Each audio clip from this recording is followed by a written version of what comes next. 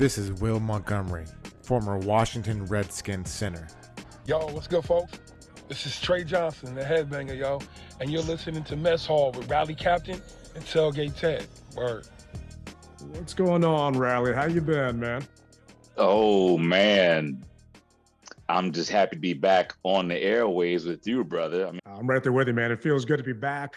Not a ton happened over the past week, but we'll definitely make sure we cover it today. And, you know, it does feel good to be back on the air and get a chance to chat. Because did you go to practice last week? You get a chance to be out there with all the other fans? Well, unfortunately, I didn't get an invite, so you can't go someplace that you're not invited to. So I didn't make it out, and I know the media didn't make it out there, and a couple of the Commanders players didn't either, but we'll get into that in a minute. Before we jump into that, though, did you hear the latest on the trademark and the name? So I heard that it was denied. I did hear that. But I have to say that it's kind of par for the course, because when I was getting my trademark, it took me a couple times, and it took me a long time, longer than what I would have thought it would have been. So this really doesn't even faze me because I've gone through the process already. So the problem I have is you've got the people that just want the name changed no matter what. Right. And this is just Right. adding fuel to the fire. So if you're listening to this, odds are you know what happened, but just in case you don't, the Commanders' application for the Washington Commanders was denied by the U.S. Patent and Trade Office. And they were told it was denied because it is too close to a couple of different existing trademarks and prior applications, one being the Commanders Classic, which is a football game that happens every year between Air Force and Army. So one's a football game that happens.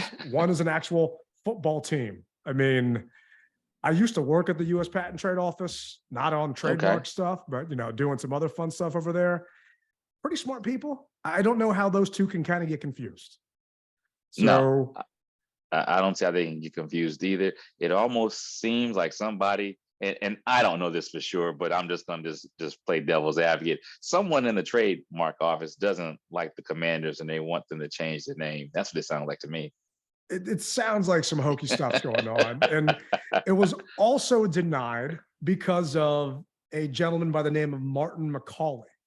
Yeah. Martin, for those of our listeners that might remember, lives in Alexandria, and the guy's a squatter. Here's what he is. He's squatted on over 40 different potential trademarks that the Commanders were going to change their names to. That at that time, the Redskins and Washington football team were going to change their names to. Martin has a trademark for Washington Space Commanders and Washington Wolf Commanders that he filed in August of 2021. So because of that, the USPTO denied the Commanders their actual trademark. Mm-hmm. Now, this guy Martin also had the name Washington Football Team trademarked back when we were trying to change our name to that. Well, the team, months and months later, a year plus, finally got Washington Football Team actually given to them as a trademark. So oddly enough, we are the Commanders. We are no longer the Washington Football Team, but the only trademark the team owns is Washington Football Team. Are we going to go back to it? I don't know. I hope not. I still have gear, but I hope not. I still have gear as well. And, you know, Ted, here's the thing. At this juncture, almost every name that you can think of is taken at some shape, form, or fashion. So you're going to have to come out of the pocket, it sounds like, and pay someone something to get what you want, whether it's Red Wolves, which everyone says they want that, whether it's Red Tails, whatever it is, you're going to have to pay someone, because you're going to have to pay the Tuskegee Airmen. You know, who's the people who are left, I would assume. I could be wrong, but at this point, so you're going to pay someone. So go ahead and figure out how much you're willing to spend, and let's get this thing over with. I mean, really, that's the best that I can say, because it's not going to go anywhere. And like you said, this reminds me of if Heineke still played with us and Howe played a bad game, we'd have everyone yelling, put Heineke in. And so right now, everyone's yelling, change the name. It's right there. You can do it. It's so close. We don't like it. Change the name. That's what I relate this to. And you're right, dude. The thing is, you're going to have a conflict with pretty much anything you go to. And this is a quote from Jason Wright. We didn't want to risk going down a route that could be dotted with legal hurdles. Jason Wright wrote on the team's website in January of 2022. The prospect of years of litigation wasn't something that we wanted you, our fans, to have to bear as you begin to embrace a new brand. So this is why we didn't go with Red Wolves, because they were worried about a conflict with the Timberwolves and all this other stuff that happened.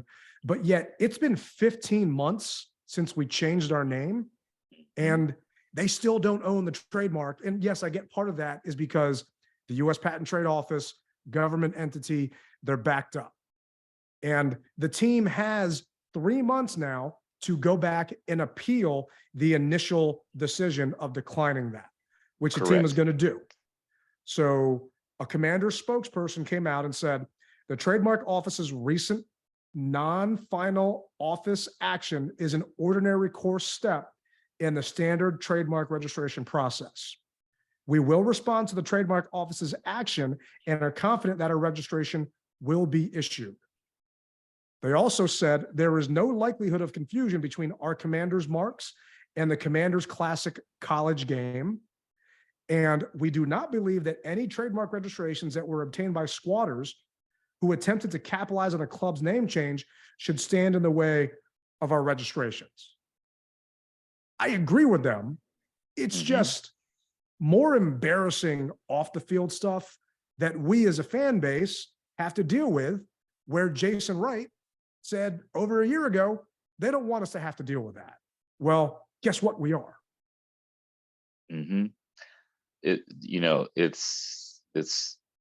We had a nice Band-Aid on everything, and we stopped the bleeding, and everyone was happy. And now here we are, we're ripping that Band-Aid right back off, man. And now we're bleeding again. I'll be glad when we can finally get past all this stuff and put it behind us, man. I really am. I mean, all I want to do is focus on trips and football. That's all I want to focus on. Not this trademark, not the name.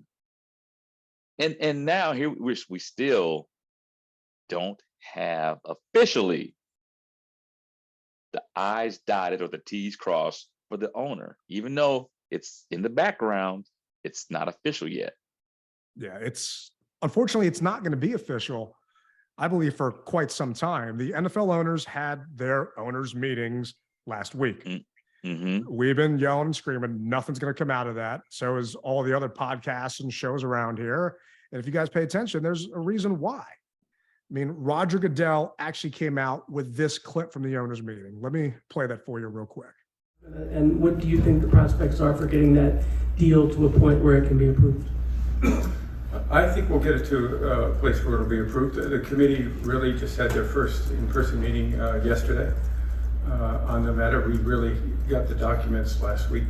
So we're hard at work as a staff looking at that as we do every transaction. There's a lot of due diligence as well as compliance issues. All of that's happening and working full speed. We'll be in contact with the finance committee. And when they're prepared to make a recommendation, we'll alert the media as well as the membership, and we'll move ahead and have a meeting at the appropriate time. So I apologize for the audio. That was off of someone's cell phone that they recorded Roger Goodell at a podium out at the owners meeting. But it's going to happen. It's just a matter of, remember, they've got to vet all of these people. The NFL allows you to have 24 limited partners. This deal has 20. So each one of those individuals, and only 10 of them we know the names of so far. So each one of those individuals has to have a financial check. as we found out lately with the whole Brian Davis debacle, his money, where it came from isn't exactly where he said it came from. And now he was suing Bank of America, and that actually just got thrown out of court by a judge because of everything going on. And that was with one person. So I was going to ask you about that. Yeah. I mean, I didn't believe in Brian Davis at all. I felt that that guy was just a shuckster based upon all of his bad financial dealings in the past with Christian Laettner and everything else we talked to AJ Perez about. And the truth was going to come to light. The NFL is going to do the due diligence to make sure that they're not getting in bed with someone that has, you know, Saudi money or wherever it was rumored at one point in time. And then he goes on with a junkie saying his money comes from rich white people.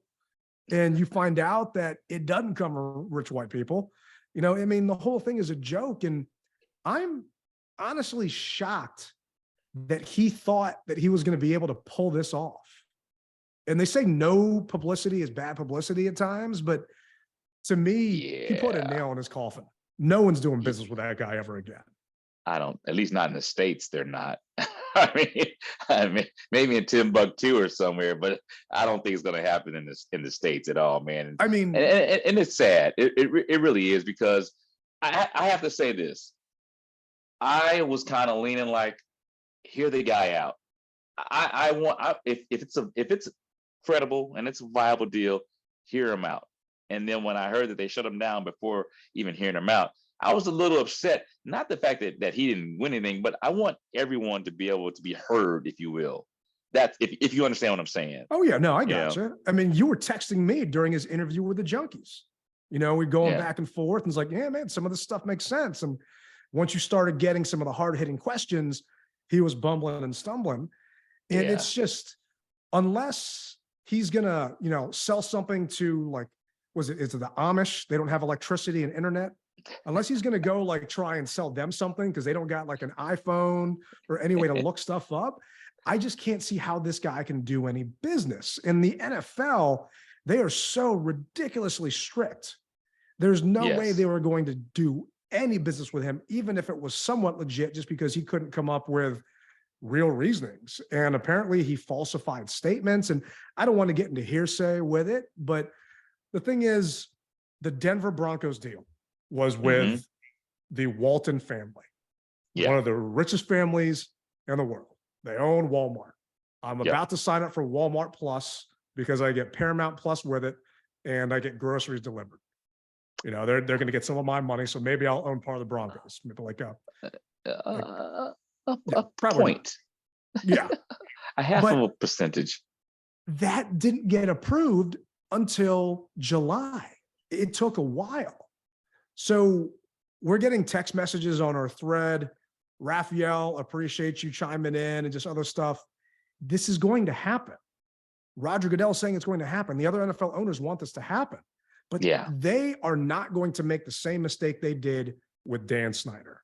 They are not going to bring in a potential cancer to their ownership group without making sure that they vet everything.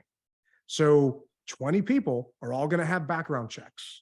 They're all going to have financial checks. They're all going to make sure that every single I is dotted and T is crossed.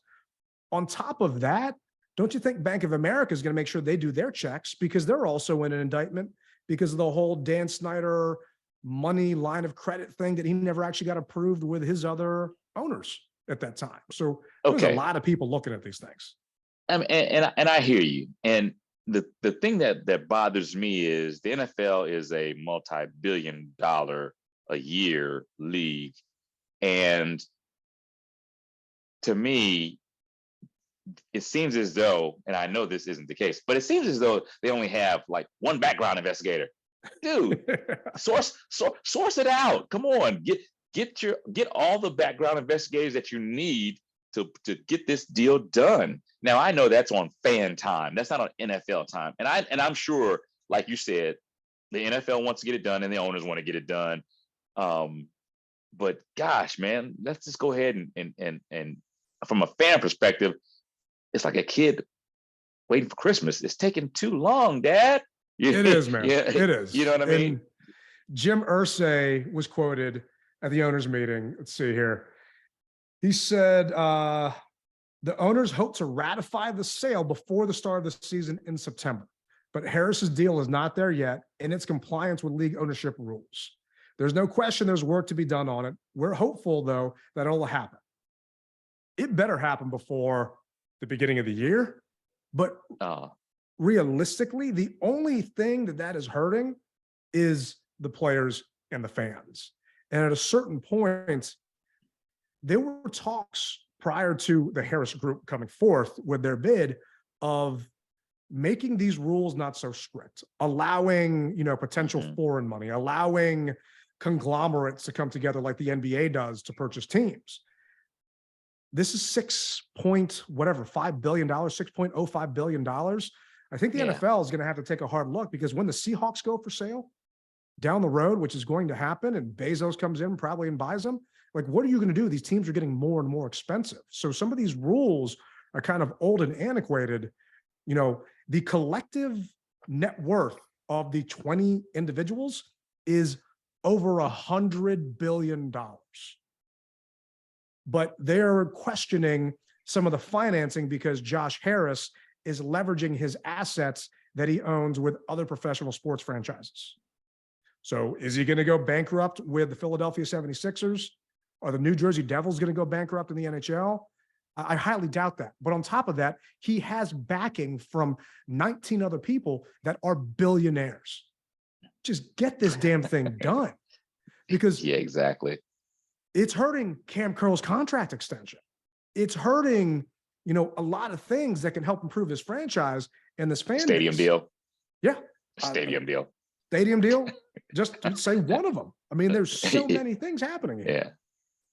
And here's the other thing that they know it's deterring. So we saw the shift in once they announced that, hey, ownership is being bought out.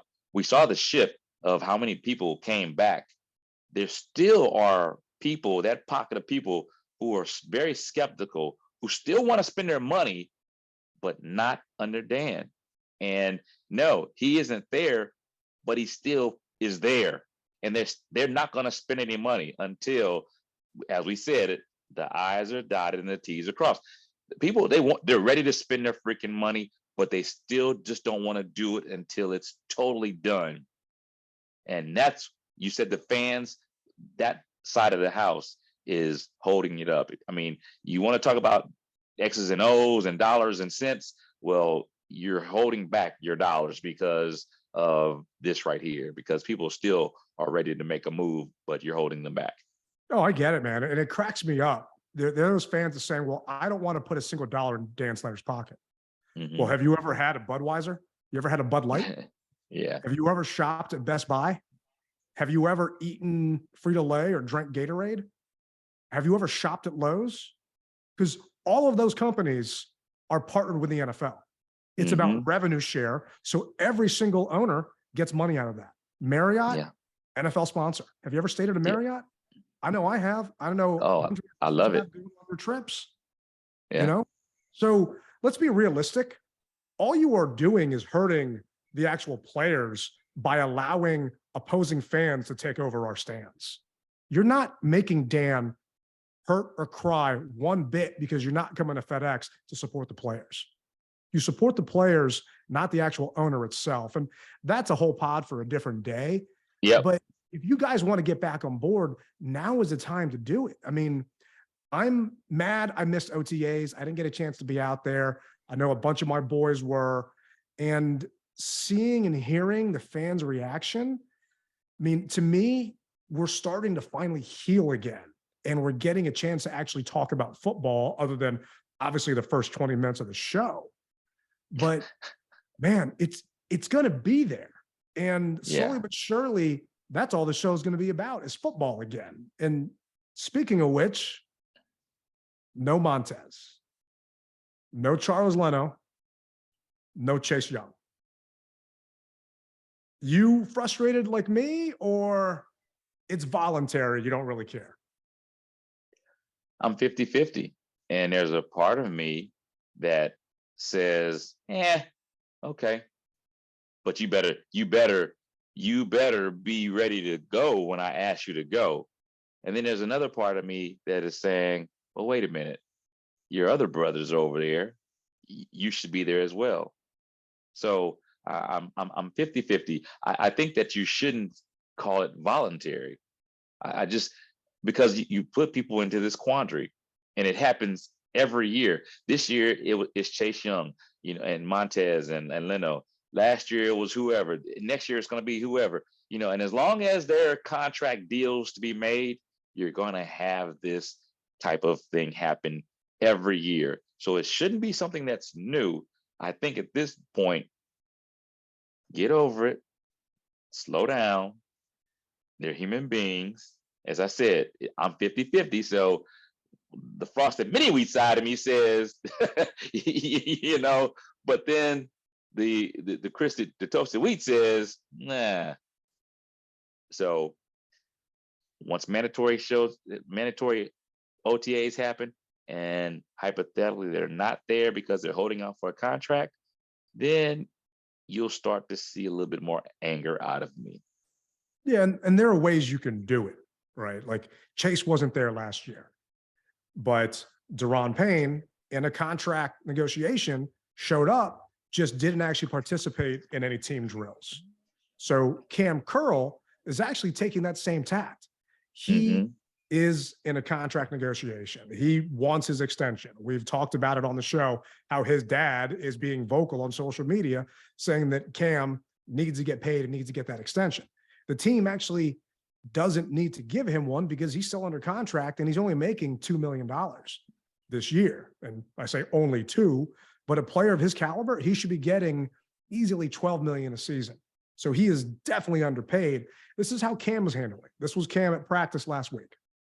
I'm just coming to work, you know what I'm saying? Being around the guys, doing my job, you know what I'm saying? Getting back 100% healthy, you know what I'm saying? Just coming to work, Just to clarify, you're healthy? Yeah, right? I'm good, I'm just coming to work every day. Is the sitting out team part related to kind of your contract situation?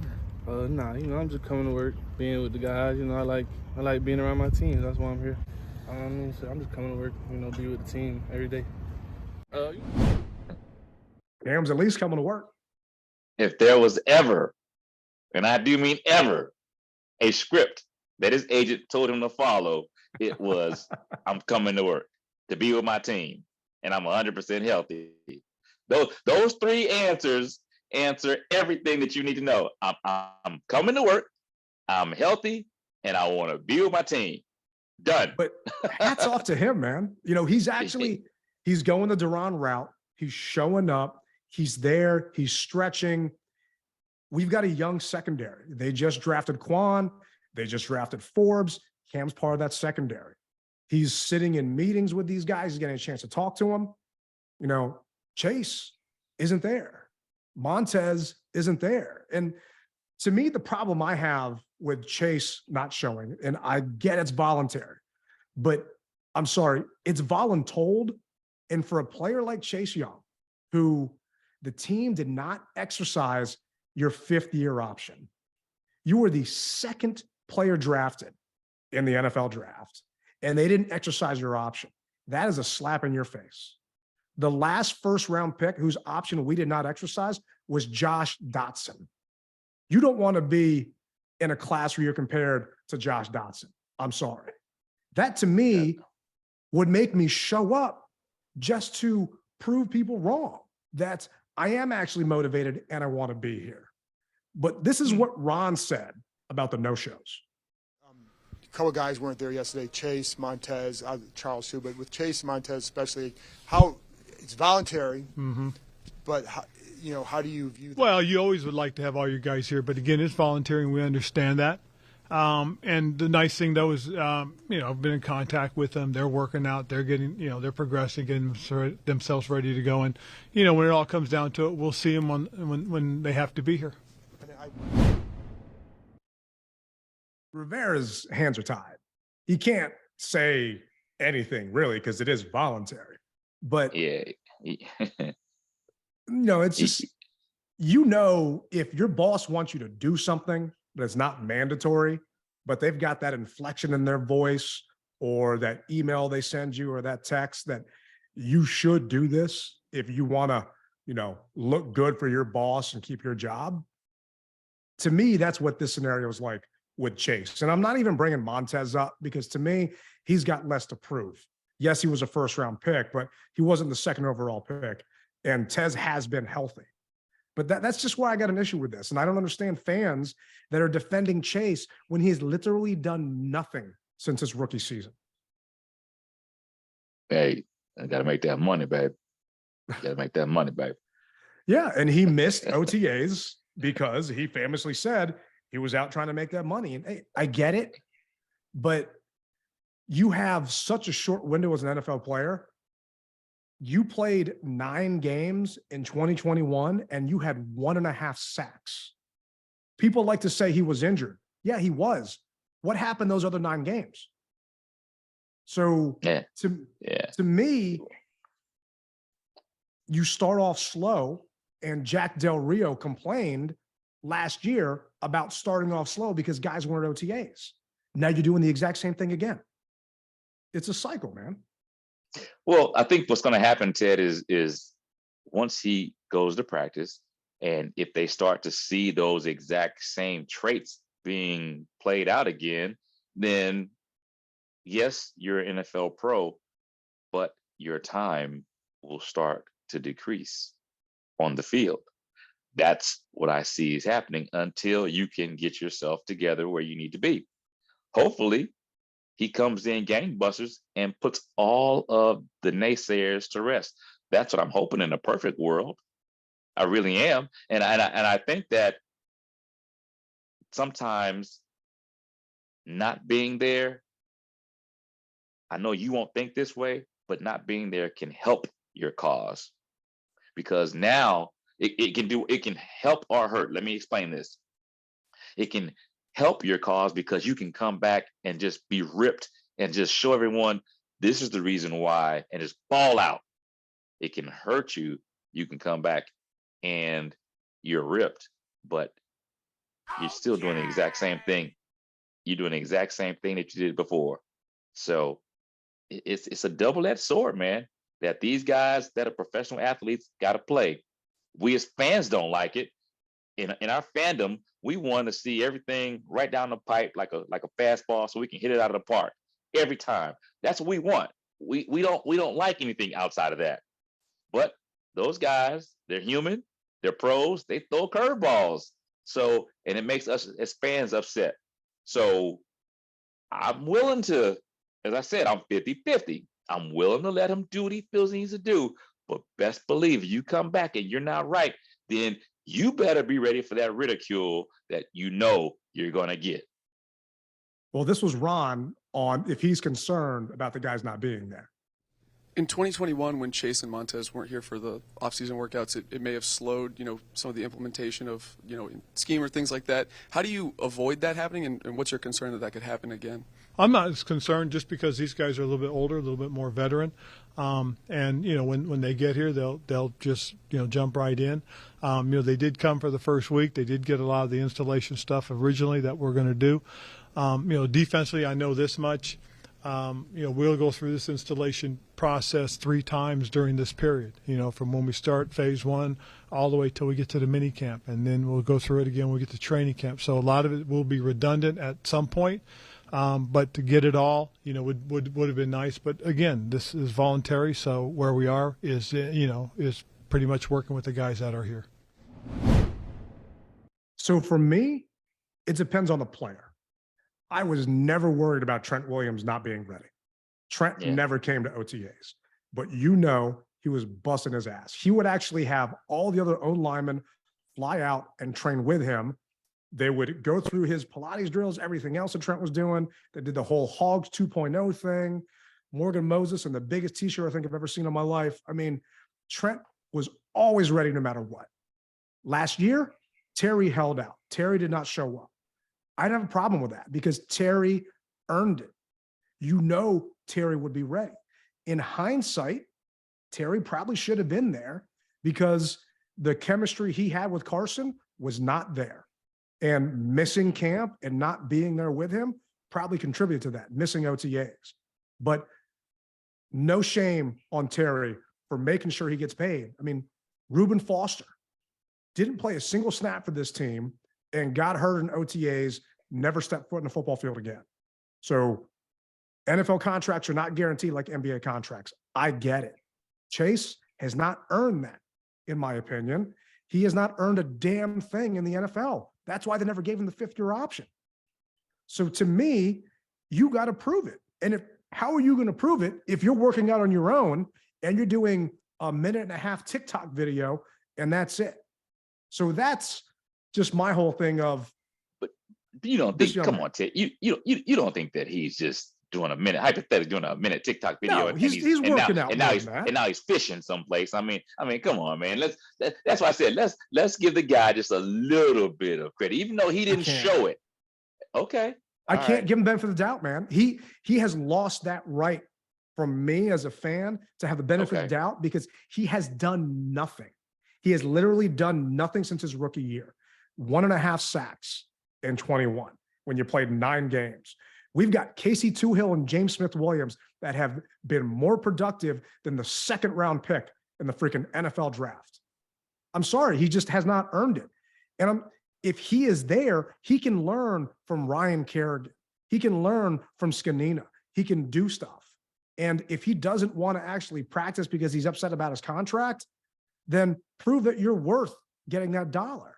And to me, he's got to have a heck of a season for us to want to extend him. And it kills me because he's a young kid. He lives in our area. He's from here. He went to DeMatha. I'm right down the street from there. Gotten to know his family decently. They probably hate my ass because I'm not a fan of him anymore. But to me, you are your brand.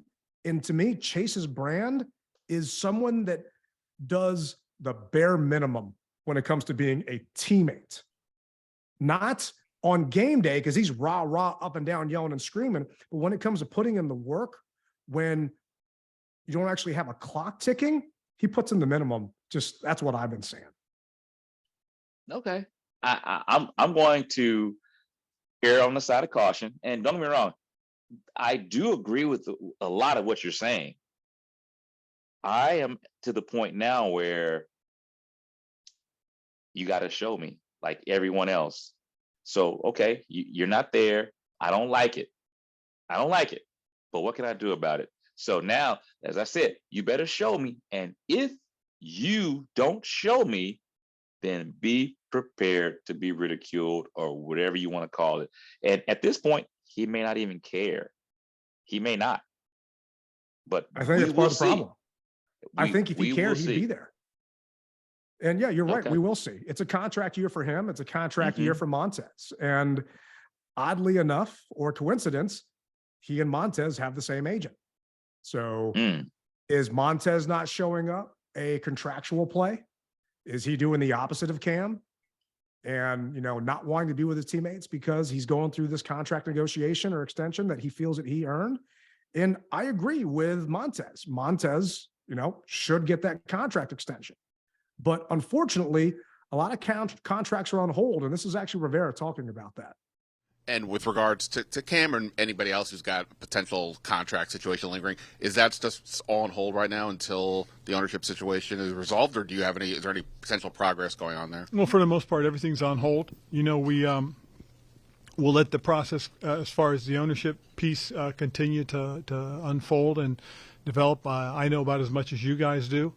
And so as that process goes, we'll continue to do as much of the football business as usual as we can. Do you see my face? Oh yeah. I got the, for those who can't see my face, I got the, what you talking about, Willis, look on my face, because he said he didn't know the name of the team. That was BS. He knew it. So you already know what the deal is. The true insiders, okay, the true insiders, they know what the deal is. They know when it's going to happen. It's like them saying, well, do you know what the NFL schedule is? No, I don't know what the schedule is. Bull, you know what the schedule is, but you can't leak it. So that's how I view this. But you can't tell us, and I'm okay with it. But, give me a little bit more. Yeah, I don't blame Rivera. I also don't believe Rivera. And it's a thing is, you know a little bit more. All we're doing is being punished at this point by the sale taking too long. Cam Curl's contract is in limbo. Everything is stopped basically from large contract negotiations after they locked up Duran. You know, it's just frustrating. Until this thing gets done, there's not much we can do other than worry about the people that are there right now. And to me, the good news is it sounds like Eric Bieniemy is focusing and worrying about the people that are there right now. And you were at rookie mini camp and you heard him getting into players' asses. And I am hearing the exact same thing about what's going on in OTAs right now. I do too, man. It is a complete 180 from what was happening prior, where Ron would just sit there with his arms crossed.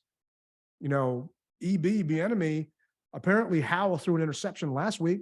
Bieniemy got on his ass for not chasing it down. Howell threw the pick and just acted like the play was over. And Bieniemy got in him, said, "You threw it. Go after the guy. Go get it." That's right. Like my mom told me, you ordered it. You better eat it.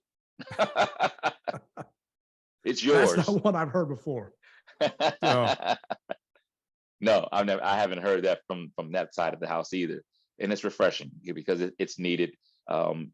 You're coming in and you're trying to plant your flag, not someone else's flag, your flag, and your name is on the line here for potentially to do almost anything that you want to do in the NFL. If you can get this done now, you're pretty much golden to go, if you don't want to stay here, to go someplace else, because a lot of people are looking at you doing this. Let's see how he does. This is the test bed to see how he does. See, I feel that even if he does bad here, he's going to be given slack because Washington is the reverse car wash. You come in clean and you leave dirty. I mean, it's just, that is our brand. That's what we're known for. Oh man, winning off the field. Yeah. Even if EB does not do well, you know, you have examples of where he is doing what he should do. Matt Paris, Washington Times, said here in a tweet, today in Bieniemy, he made Brian Robinson redo his pre-snap motion. Then after he did it correctly, he made the offense do it again. Simple shit. This is the shit that's going to win games, he said. And that's an Eric Bieniemy quote. So stuff like that, the attention to detail that I don't feel we have had as a team in a very long time is finally there. And that's what has me excited. Well, we had to focus on every other thing besides that. I mean, there was always something else happening with us that we couldn't focus on that. And let's face it, we've said it before, Ron was wearing too many hats. And when you wear that many hats, there's no way you can focus on being detailed that way. And I know that, you know, military family and the whole 9 yards, I get it, but you got to delegate, and you can't wear that many hats. And the fact of the matter is and some things he missed. And it's clear that he missed. We don't need to go over what he missed, but he missed a lot of things. So now you got someone else that you can just sit back and let them be the guard dog and bark the orders. Yeah. And one thing I thought was interesting is they're actually miking up Sam Howell now. So they're checking his cadence. They're checking to see how he takes players in and out of the huddle. And this is not something that they typically do. So this was a Bieniemy ask, you know, to be able to try and get that. And then they're going back and playing it and listening to it. And there's a lot of different things. You mean to tell me that before we hadn't been doing that? No, they're not miking up individual quarterbacks during team drills. And they're doing it now with Sam Howell. And Sam, during his press conference today, said he's never had that done before. And it's kind of odd going back and hearing yourself. And I think the same thing sometimes when I listen to our podcast and I'm air checking us, you know, it's like, oh, I really sound like that. But to me, it's those little details. Howell said that Bieniemy's offense is wordy.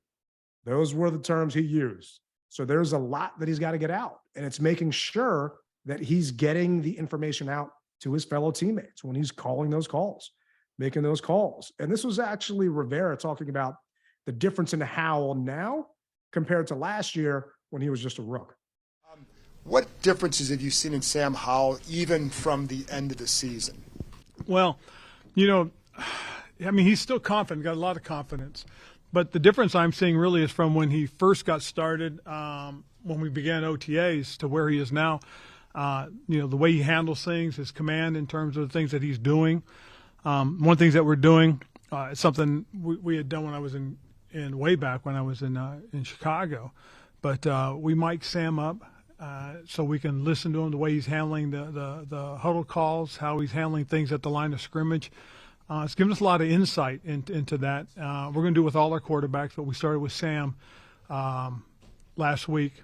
And so it's really interesting to watch the way you can see he's stepping into the huddle, he's taking charge, taking command. And it's one of the things that, you know, when you listen to Eric, and you guys will hear him, you know, when something happens, he'll tell the quarterback, hey, you got to take charge. And you're starting to see that. And with all of them, but you are seeing it now. I do notice it with Sam. So are you going over the mic stuff with him to they are. go over that? The offensive guys are. So has he kind of progressed with that even through the Well, we've only done it a couple of times, but you see the growth already. And for me, it was pretty good. I was watching it this morning, and you know, a couple of things that really stood out to me was really his confident level in terms of calling the huddle, breaking the huddle, getting to the line of scrimmage, making his calls, and then, you know, operating the offense. Those little things, that attention to Yeah. detail, that this is Ron's 4th year he's been here, right? But I guess maybe because he's a defensive head coach, he never really cared. Maybe because Scott Turner was too young, didn't really know or want to do this stuff, or they dealt with vets like Alex Smith and Ryan Fitzpatrick till he went down that water slide. You know, they didn't really think about doing this stuff during camp.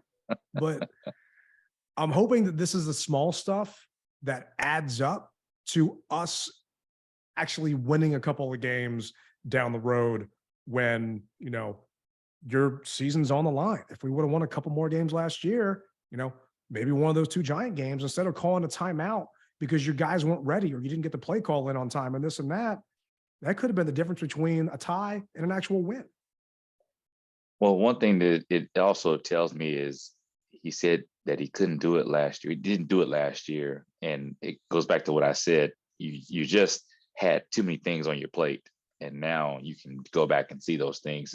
And I'm hoping that actually because of that, it'll trigger more things out of his head that he can say, oh, you know what? We can do this. Whereas before, I mean, he was dealing with cancer. He was dealing with the offense, the defense, player personnel. He was dealing with so much stuff to where there's just no way something's going to fall through the cracks. It just is. So now you can. One thing that I hear, Ted, believe it or not, and I don't know if you can pick this up or not. I pick up a little bit of relief out of him. He's energized. I really hear that in his voice. I mean, I hear that. I think you're spot on. He does sound a little bit different, and maybe because it's May and it's not, you know, True. October, and we haven't gone on, you know, a couple of tough games and losing streaks, whatever, because his teams start off slow. But, you know, he has a assistant head coach. You like to talk about that. That's not a moniker that he gives out lightly. We haven't had an assistant head coach. And from everything I'm seeing and hearing and reading, Bieniemy is taking that and running with it. And I hope that means that we're going to be a better football team because of it.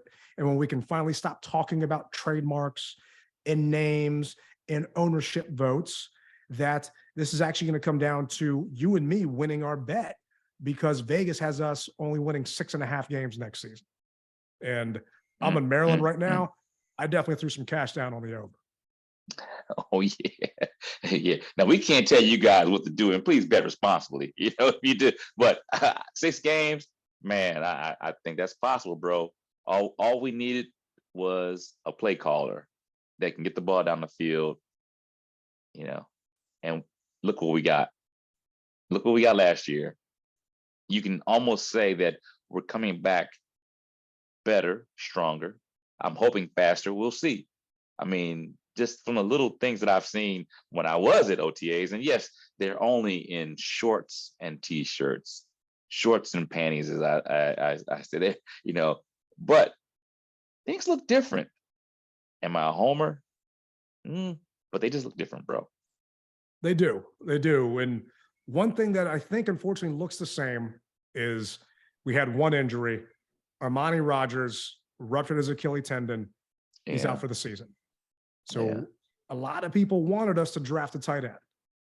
We are not going to draft a Travis Kelce. And Travis Kelce comes around once in a generation. It just wasn't going to be there. But we didn't draft a tight end at all. Our plan was Logan Thomas, John Bates, Cole Turner, and Armani Rogers. Last year, the tight end group combined for 60 catches, 518 yards, and 2 touchdowns. The 4th least productive tight end unit in the NFL. The only people worse were the Panthers, the Bears, and the Dolphins. And Armani Rogers, who they were hoping was going to be something this season, is gone. That sucks. It does. And you talk about Ron wearing too many hats. To me, this is another part where this man should not be in charge of personnel. And it drives me crazy that he is. I just hope that a decent tight end gets cut post June 1 that's out there on the market, and they decide to bring him in or they get a chance. Well, first, let me say, Armani Rogers and your family, I hope that you're doing better. I hope that your surgery went well. That's first and foremost. Football is going to be here for you. You're a young man. You'll be able to bounce back.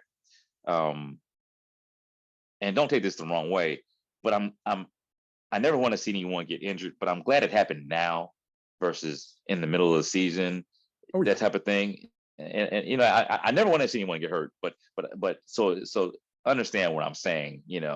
We're glad that it happened before things for the 53-man team is down to, and now we've got to try to pull someone and try to pull strings, and now we've got time, if you will, to be able to, as you said, kind of, if we needed to, pick and choose. But I think that we're going to stay with Logan Thomas, and I think what's the kid, he was going to be, they thought he was going to be a starter. I can't think of his name. Hodges. But Hodges, yeah. So I mean, I think that we're all right. Our level of confidence isn't as high as it was, but at the same time, it's not in the dirt. So we're flying with all stick right now. There's no engine, we're gliding, if that makes sense. So makes perfect sense. Once we can solidify this thing and we can get these engines going, then we'll see if we get some altitude and crawl out of it. But I think right now, we're just maintaining. And the thing is, Rodgers had 5 catches last year for 64 yards. So it's not like he was a gigantic contributor and we're losing something massive. Like Logan Thomas going down, we know what he did that season, and not having him was a pain. And I figured you would love this. Yeah. The team invited Brandon Dillon. And Brandon Dillon played for the Vegas Vipers. He was a tight end for the Vegas Vipers of the XFL. So you love those stories, man. We went to go watch a game. He's getting a chance to try out. Dillon was on the Vikings. He didn't do anything while he was there. I think he actually might have had 1 catch. I'm not sure. I got to pull it up. But he was signed to the Jets practice squad, but he's been in the league. And to me, he's hungry. He's got to earn a roster spot. They need a training camp body. Maybe he can actually do something and prove that, hey, the XFL could be a stepping stone for the NFL. I always love to hear it. You're right. I love to hear it, man, because all eyes are on you. And what better way than to do it to the next best screen, which is the XFL. So it's right below the NFL. But as we're seeing a lot of people pull up these XFL guys from different various teams. So I'm happy to hear that. And I hope that maybe we can find a spot for him if he is that good. Yeah, if he's worthy, it'd be great. And there are a ton of XFL players that are being signed.